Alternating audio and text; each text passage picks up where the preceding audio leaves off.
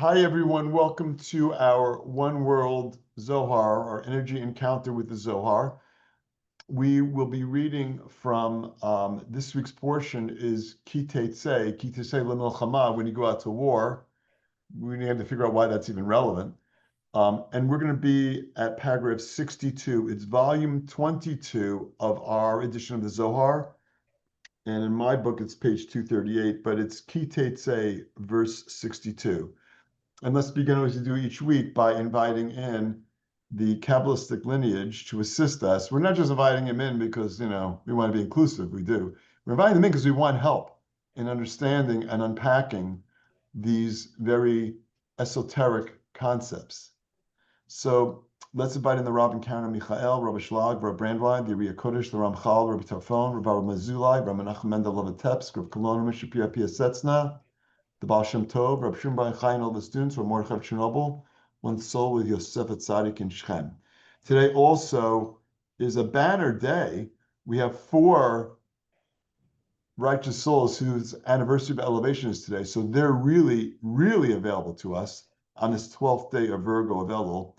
One is Rav Simcha Bunim of Pesishcha. Anyone who's done a energy trip with the center to Poland, we've been there. Like I have pictures of myself there by Rav Simcha Bunim. So he was a huge, and there's a lot of stories that we have of him. Also, Rav Shimon, the son of the Rosh, Rav Elazar of Lanzut, son of the Bnei Yisachar, and Rav Moshe Eliakim of Koznitz.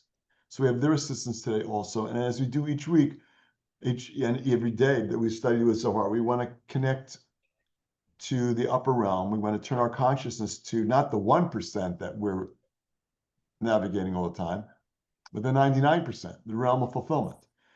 And we want to, from that realm of fulfillment, we want to channel that energy of that fulfillment into our world. And let's start by just sending out healing energy to everyone we know who needs healing, specifically. So if you know somebody, if you know their name, even better, just picture them, just send them energy of healing as we connect to these verses, and we're setting our consciousness right now. First of all, just asked anybody that knows can grab the portion and stick the link into the chat. That'd be appreciated. Yeah, that's a great idea. Minda Bat Chaya, Moshe Ben Chana, Albert Ben Imelda Bat Carmen, Ariel Bat Rivka Tova, Nachman Ben Chaya, Rachel Ben Chaya, Jeffrey Ben Fern, Shana Devor Bet Chaya Chana, Levi Ben Bluma, Sar Bat Malka, Yisrael Ben Rivka, Melissa Bat Margie, Chana Bet Rivka, Yehudi Mason Avon, Bat Aviva, Geneset Bet Rachel Dina, Surpel Bet Teresa, Carol Bat Susan, Aviva Bat Naina, and also let's send out energy to those souls that we know are in the process of elevating. In the first 12 months, they need additional assistance. It's not an easy elevation, and we want to send them through our connection, through our study, energy of assistance and comfort on that journey. Okay. Let's around. Do you guys have access? Oh, Stacy did it. Thanks, Stacy. Also, let's turn our consciousness to connecting to the energy of Ahavat Chinam, unconditional love, treating everyone in the world with human decency.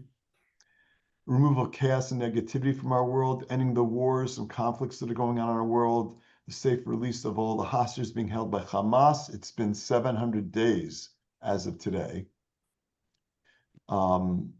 Also, protection for all those innocents that are in harm's way, and there certainly are a lot of those throughout the world.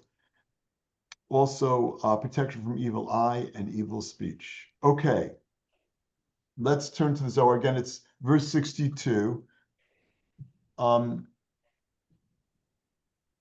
Maria, can you read English verse today? Thank you. Okay.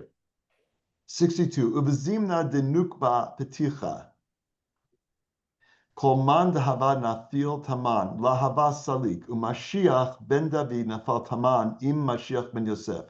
Dechad ihu ani v'rochev al chamor. V'chad ihu bechor shoro da Mashiach ben Yosef. V'hai ihu ki yichre ish bor v'lo yichasenu v'nafal shema shor o chamor. V'ginda ikre Mashiach bar nafle v'i naflat bat raihu v'itmar ala nafla lo tosif kum betulat Yisrael v'antu ba'al habor yishalem kesef yeshiv liv alav v'hamet yelo da Mashiach ben Yosef v'atid Le'it kat la. Okay, let's go slow here because there's a lot of heavy stuff. We're getting into details of what's going to be going on in the world at the time that Messiah consciousness, that energy consciousness, is being manifest in our world. It's the Gemara Tikkun, it's the final correction. It's us finally returning to the Garden of Eden consciousness. So it's a big deal. So let's take it slow. No pressure, Maria. Okay. And when the gulf is open, whoever falls there does not come up. Okay, so we're coming in the middle of the story. I'm not sure what the Gulf is. I think the Gulf of Mexico, but this is referring to some kind of void, some kind of opening, some kind of falling. And as it relates to us, that's what we experience. When we experience darkness, it's like we're falling. I mean, literally, we refer to falling as spiraling. I mean, it's like I'm here and all of a sudden I'm like spiraling down. All of a sudden I'm being overwhelmed by negativity. Where's that negativity coming from? It's coming from the Satan. The Satan is like, you're weak and you're getting slapped across the face or the head or you're getting tripped, whatever. It's verse 62 of Ki Tetze. In my book, it's page 238. So again, well, I don't want to be falling into the Gulf. No, when you connect to a concept like falling into the Gulf or spiraling, this is us getting a vaccination because we're receiving this idea in the form of the Zohar. And just like a vaccine has, the flu vaccine has like flu viruses in it, and that builds up your resistance. It strengthens your whole system. We're getting strength right now from our own spirals, from our own negativity. And as Michael shared last week in his lecture, I think it was last week, I'm not sure exactly when it was, but the idea that we all have a tendency to catastrophize. And by the way, it's the month of Elul, of Virgo, and we got all kinds of judgments and other. Yeah, if you don't catastrophize the rest of the year, you may find yourself spiraling and catastrophizing and falling into that gulf this month because a lot of intense energy as we are given an opportunity to remove that negativity. That's what that is, the opportunity. It's when we have uncertainty, it's an opportunity for growth. So Michael, one of the points he made was of like, if we start using our consciousness to look at a situation and project upon it a negative narrative, we're using our ability for projection for negativity, our story ability for negativity. We don't want to do that. We want to, every time we encounter a situation, we want to attach positivity to it. Remember, it's presenting 1%. You don't see it. There's 99% of it you don't see at all. So we need to be able to develop the resiliency to look at situations and look at them from a positive perspective. And so no matter what's going on, no matter what chaos we're experiencing, no matter what pit we feel that we've fallen into, we want to use our consciousness in a positive way and to try and view the events that happen to us in a positive way. The light is there. Doesn't make a difference how deep that pit is that you fall into. The light is there, and we have the ability to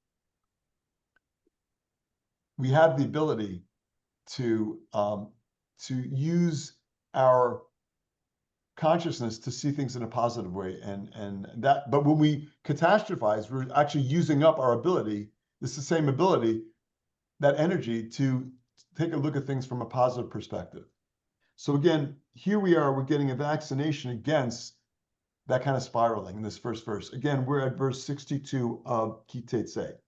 Hey, Maria, do you have a question? Yeah, David, I don't know. I don't remember if I know I was in class yesterday, but I don't know if my mic was on and everybody could hear, but I don't know if you guys noticed that I was off and on. I don't know if you guys noticed I had a client who busted into my office Physically. Crazy. And then when I came back to it, I think I noticed that my mic was off. But it just took me, like we were just talking, right? He was just he was just going down because of $110 fee that I had to charge. I must charge as a lender. Anyways, but he just went on, and I'm like, what the heck? He did not care that I was in class, and he knew I was in class. My door was closed. So anyways, it went on and on after the class and off. But to the end of this whole thing is just to this point. Warrior dance. I was like, what happened to this person? Was it me because I charged the 110? But I think it was more than that. It was his world. He was going through so much that he didn't care. And he knew that I was in that class. It was my time moment for me to kind of ground myself and my study, which is very sacred for me. He didn't care about that. He just cared about the 210. And as you explained, you know, this is the falling, you know what, falling. And I took it for a second. But then when I started reading this, but then I was like, it wasn't me, it was him. Right. And how he interrupts our other people, and that mentality interrupts our world. Right. Because they are in that state. So it's interesting before you read, and like look at it also from the perspective of here we are in the month of Virgo, and like things are going to happen, and we're going to judge people and circumstances. And so also for you is an opportunity to like remove judgment. And it might have been as unpleasant as it was, and what a violation, right? But on the other hand, it was somewhat of a benign way for you to remove judgment. yeah. Right. But how beautiful is it that you actually were, based on what we're experiencing, or what we have some knowledge of, that you actually presumably held space for both of you and didn't necessarily, you know, fight back, right, or argue back. You were disturbed, but I presume you held reasonably calm. So you know, David's saying you reserved judgment. You really restricted. You created so much light in what you did. Right. And a great opportunity this month. And at the end of the day, you know, I just like the rest of my 2 hours at work, it just ended up because I closed a big deal for the bank. So we taking the family out to dinner. I ended up with having a great dinner with this awesome client, which is completely different energy, with his family and the kids. And we ate awesome. We laughed, and pictures and celebration of birthday. It just, by the time I got home, I was like, wow, what a roller coaster day. What a roller coaster. But at the end of the day, it was like, you know, the light was there. And I went peaceful to bed. That's awesome. That's really great. Thank you. And you have a question?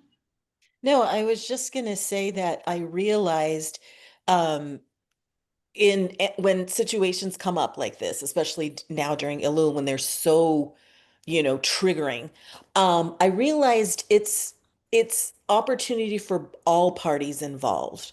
I used to be like, it's them, it's me. Or I got to the point where it's just me, and what is this in for me, and what's in my movie? Yes, it is. However, at the same time, it's for everyone involved, because everyone's affected and everyone's triggered. So, I mean, that's what I've started to open up to. Yeah, and I just want to add, like, the level of intensity because of this month, but the level of intensity also because of how much progress we are making in the world. Like, we are approaching the final correction. It is more intense. Well, how is that intensity going to show up? Well, it's the story of Oy and Ashrei. You can look at what's going on either as distressing or as a blessing. Like, I mean, it's like, there's other adjectives we could use, but I'm just saying, how do I want to see it? Do I want to see the cup as half full or half empty? And that is consciousness. That is our choice. How I'm going to view what's going on. Well, some things, David, are objectively negative. Yeah, I know it looks that way, and yeah, they are, but notwithstanding, on a micro level that might be happening, but what's happening on a macro level? I don't see it. I don't see what's going on in the 99%. I can't see that. But the more we connect, the more we study, the more and stronger connection we have to our soul, the greater ability we have to kind of like, elevate above the clouds, so to speak. Okay, let's continue, because now it's going to get serious. Yeah. Zohar. Okay. And Messiah, the son of David, fell there together with Messiah, the son of Joseph. Okay, hold on a second. How many messiahs are there? Well, apparently there's two. And so, and again, like, what does this mean? Do I take this literally? So when we think of the idea of Messiah, we're thinking of Mashiach ben David, the Messiah who comes from the lineage of King David. Now, keep in mind, it makes sense. David, King David, why do we call him King David? There are other kings. Why is he King David? Because he's the channel for Malchut. He is this elevated aspect of physicality. Did he live? Did he walk the earth? Yes. But above and beyond that, the uniqueness of his soul was his ability to open up these channels for manifestation. And during the period when he was physically here, I mean, he built the temple in Jerusalem on the Temple Mount. So like, it wasn't simple. It's just simply like he was a king. No, he was one of the most elevated souls to ever walk the earth. Was he perfect? No, he wasn't perfect. It's not about his perfection. It's not really about our perfection. It's about us connecting to our perfection. It's about us removing those blockages.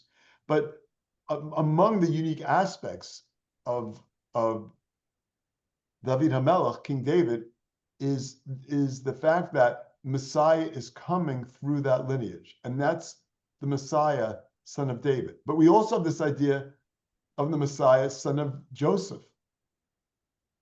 And that Messiah is supposed to be, I think the word would be harbinger, like lead in us seeing that we're entering the age of Messiah consciousness.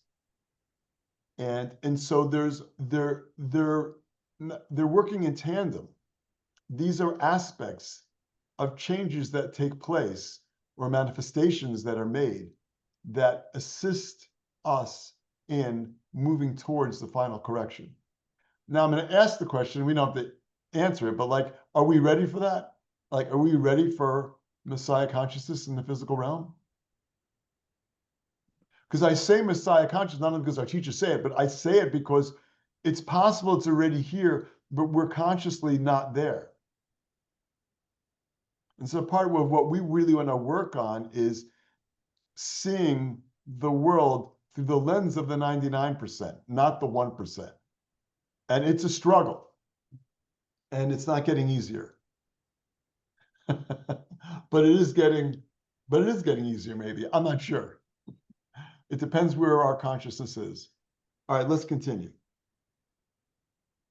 Of whom one is humble and riding upon a donkey.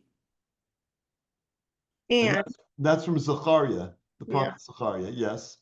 And the other is the firstling of his herd. Okay, and that's from Devarim. That's a verse from the 5th book, which we are in right now in Ki Tetze. I'm not sure if that is Ki Tetze, but maybe I'll have to look that up. Okay, and I'm sorry, continue, just finish to that period. Who is Mashiach Mashiach, the son of Joseph. Yeah, so the humble and riding on a donkey by elimination right there is Mashiach ben David, Messiah, son of David, and the firstling of this herd is Messiah, son of Joseph. And that's why there is a linearity to this. It's the Messiah, son of Joseph, that actually shows up first and prepares things for Messiah, son of David. And there are Zohars to discuss that. We may actually see that here. Interestingly, the Messiah, son of David, shows up humble and riding on a donkey. I mean, really? Is that how Messiah shows up? I get the humble part, but he's going to show up on a donkey? I was in Israel once upon a time, and a cousin of mine, we were like in the countryside where she lived. And she said, I mean, look at that hilltop there. She said, I'm here all the time, and I can see Messiah riding down that hilltop on a donkey. And it's like, it's kind of an easy thing to buy when you're there in the Holy Land. But is that really how Messiah shows up? I mean, the truth is, I don't know. What is a donkey? What is the spiritual significance of a donkey? And we had this conversation sometime in this week already, some of us.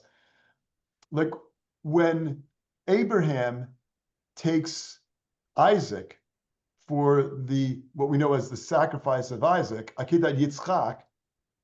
He goes with it's Abraham and it's Isaac and it's Yishmael, another of Abraham's sons, and it's Elazar, Abraham's, excuse me, one of Abraham's sons, and Yishmael, who's Abraham's like right-hand man. And they get to the mountain, and by the way, it's the Temple Mount that the sacrifice takes place on. A lot of significant events have taken place on the Temple Mount. And Abraham turns to Elazar and Yishmael and says, "You stay here with the donkey. We're going up on the mountain." And what does it mean? He said, why do we have to hear about the donkey? And why are we hearing about the donkey now? What does the donkey represent? What did the donkey represent there? And what does the donkey represent here? So chamor is the same letters of chomer, which is like dirt. It's physicality. Abraham turned to Yishmael and Elazar and said, "You guys stay here in physicality. We're going up the mountain. We're about to embark on a spiritual journey that you guys can't come with. Thanks for, accompanying us this far. But at this point, we have a spiritual mission we need to take care of." What was that spiritual mission? It was right and left. Abraham is the right column, chesed. Isaac is the left column, gevura. Abraham binds Isaac. It's mercy binding judgment. I bring that up because judgments are coming up this month. Just to be open to it. We're going to be judging. We want to restrict those judgments. We want to prioritize mercy this month. Why would I want to prioritize? Because I want mercy. I just mean me, and I mean all of us. We want mercy. So if we want mercy, we need to avoid the judgment. We need to use that critical thinking of self-reflection to see where we need to use that judgment as discretion, as self-reflection, to see what blockages we have, what mindsets that don't serve us. We need to look at those things and we need to remove those things that are standing in the way of our manifesting the best version of ourselves for the year to come. So this is a hugely appropriate, well, they're all appropriate, Zohar for what we're going through right now. This is about as present moment important as anything. That's what I need to be doing right now. Where am I making judgments? I mean, I was judging the phone company for about 2 hours today because they kept me on hold and just were running them around in circles and every time. But I tell you what I did when I was talking to one of the 4 people I spoke to over the course of 2 hours. I'm like, listen, it's not you. I'm not judging you. I didn't use judgment. I know it's not you, but your company is the most difficult vendor I've ever experienced. Anyhow, because we're going to get triggered by stuff, and we want to keep ourselves in check and use this as opportunities for self-reflection. So when we see that Messiah, son of David, Mashiach ben David, is going to arrive humble on a donkey, what we're seeing is that what was it about David? He had the ability to change physicality. He had so did Joseph. Just through consciousness, things changed. And that's why we read Psalms, and Psalms are so much a part of our prayers, and Psalms come up in the Zohar all the time because it was channeled by King David, and it's our ability to rise above the chaos of physicality. That's the enlightened aspect of Malchut. That's where we want to be. I'm in Malchut, I'm in physical, but I want to be on a high vibrational frequency. I want to be in an enlightened aspect of that, not spiraling into that gulf referred to in the first verse of this paragraph.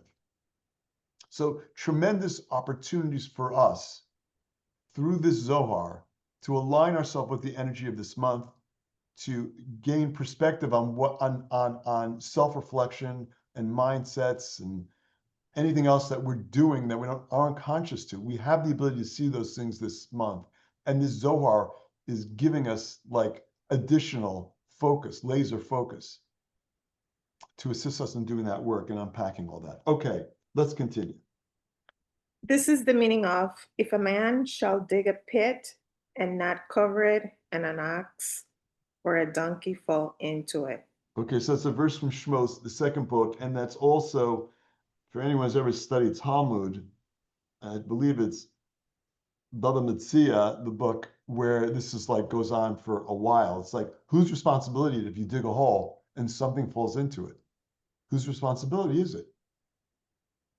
Do I need to like watch my ox or donkey so they don't fall into the holes? Am I responsible for the damages that are incurred when the ox or donkey falls in? Or is the one who dug the hole responsible? We see this in society all the time. Attractive nuisances. That's why in many places you're required to put a fence around your swimming pool, because someone might stumble in. Okay, well, that's a great 1%. It's important. It's an important 1% idea, but what is actually taking place on a spiritual level? Like, this is our movie. And so when we fall into a hole, let's not point the finger. Let's understand that this is on my journey for a reason. We're not victims spiritually. We will definitely encounter challenges. We will definitely encounter pain. Suffering may be a choice, but we're definitely going to encounter painful experiences. We're going to fall into those holes. We are going to spiral into that pit. But we have free will. The donkey and the ox don't. That's the distinction. They're purely physical. We have a spark of the Creator inside us. We have free will. We have the ability to rise above that.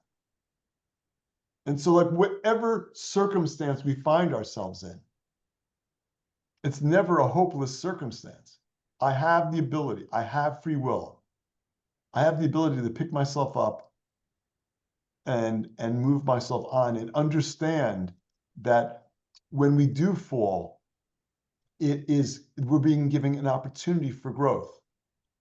I saw on Instagram with a Kabbalist, not from our lineage, but talking about, like, we see falling downward as like an up-down thing. And he's like, no, turn the graph sideways. We're moving side to side.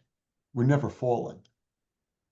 We experience it as a fall, but it's just on our journey. It's just the journey is being pushed into another direction.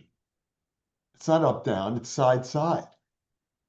Because when I fall, I'm now having an opportunity for a different trajectory in my life. It's an opportunity. It's an opportunity for growth. So again, an opportunity for us to reframe the events that are happening in our life as opportunities for growth. I mean, by way of example, I had a meeting also last night with a client like Maria, and it also was it was a great meeting, but things came up, like, and they're coming up today, that like I see as real challenges. And do I want to see those as taking steps backward? It may feel that way at times. I don't want to see it that way. I don't want to, but we're going to fall into that. I want to see those as opportunities for growth. And so I need to be able to see the light in those circumstances. And that's difficult. But again, your soul, all of our souls, asked for a realm where we could earn light. And earning light means we're going to experience falls, to give us the opportunity to climb out of it and feel like we've earned the light that we reveal.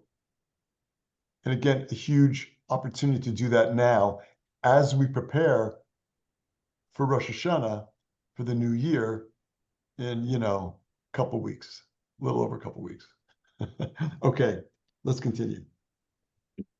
For that reason, Mashiach is called the one who fell, and she, namely the Shechikna, fell with them, And of her, it says, the Virgin of Israel is fallen.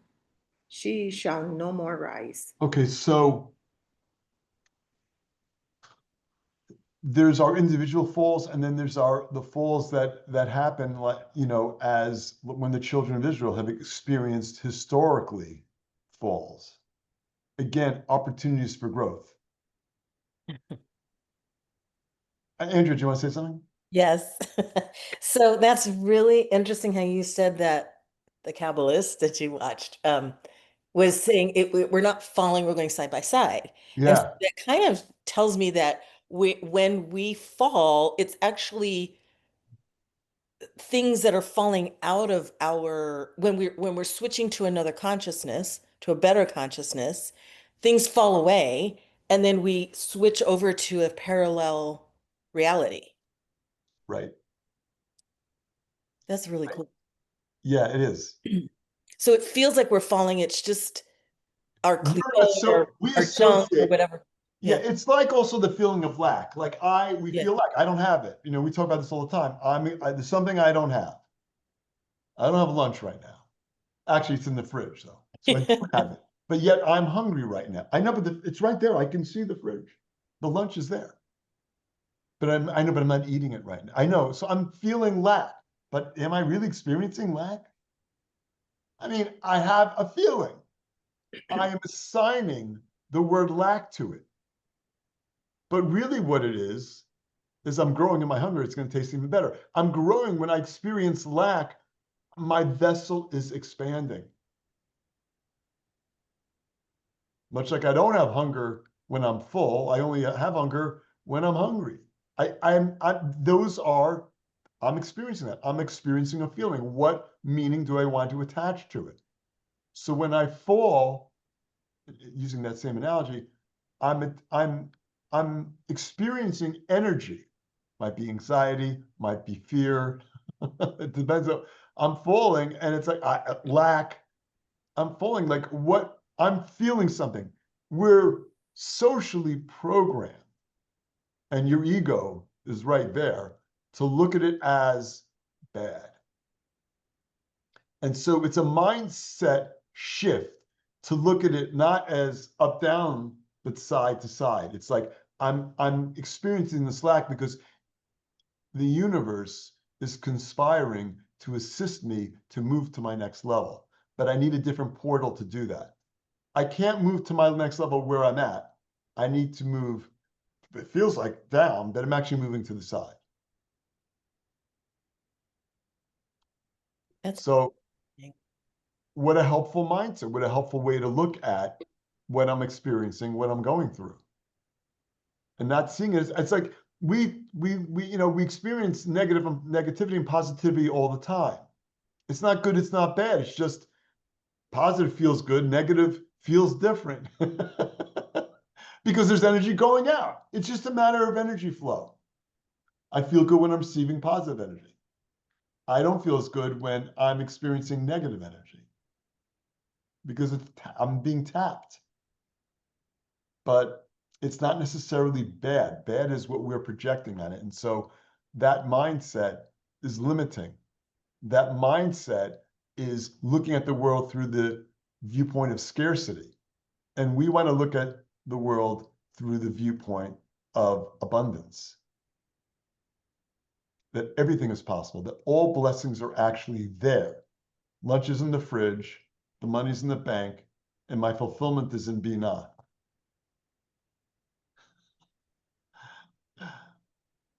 It's there. Your fulfillment is there.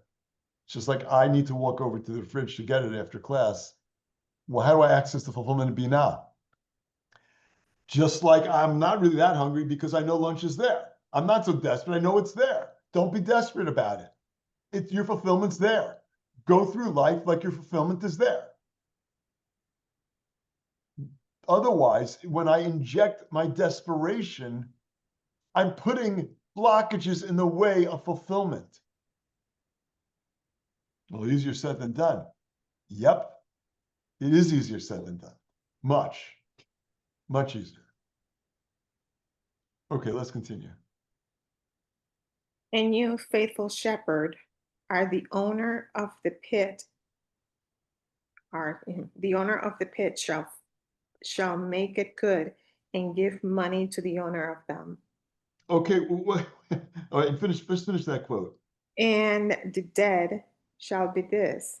So that's a verse from Shemot. So this is a conversation between Rabbi Shimon Bar Yochai, author of the Zohar, and the faithful shepherd is Moses. So Rabbi Shimon's saying, you know who the pit is, owner of the pit is? It's you. Really? That makes sense. Let's continue. The dead refers to Mashiach, the son of Joseph, that will be killed. So it's not clear that Messiah, son of Joseph, survives, comes and perishes. It's not clear from the Zohar, and it's actually not clear based on the teachings.